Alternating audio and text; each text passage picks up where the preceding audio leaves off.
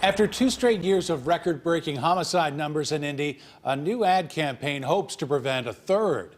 This new campaign is a partnership between the City County Council and the prosecutor's office. Yeah, it's also using the city's young people to get the word out that the senseless killing needs to end. CBS 4's Mike Sullivan explains how the youth are leading that effort and the discussions they want families to have tonight. Often change starts with a conversation, a chance to listen, or more importantly, to learn. Adults need to do a better job of listening to kids, and they need to do a better job of listening to young people when it comes to the topic of violence. Yesterday, 3 juveniles were arrested for carjacking a man at gunpoint on Andy Drive. Last week, a young woman, just 18 years old, was shot and killed at her South Side apartment complex. These are kids.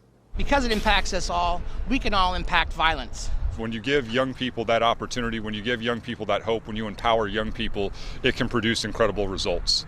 Enter the latest anti-violence campaign from city leaders and anti-violence groups. 25 billboards will be placed around parts of the city impacted by violence, including here at Washington and Sherman. Each has a message created by young people, their words meant to spark discussion. If we can get enough young people to say, you know what, I absolutely can be that change, then we're really going to see a shift in this city. Brandon Randall is the executive director of Voices, an anti-violence group. We all know that a billboard is not changing the violence overnight. There's no program, no policy that will do that either. That being said, we still do the work.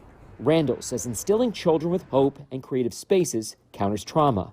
If you give a kid hope and remind them of their leadership potential and are consistent in your investment, then it can shift things. The billboards center around 2 messages, one being root causes of violence like trauma, lack of access, or self-preservation. People will see those billboards and say, wow, like lack of access, how does that cause trauma?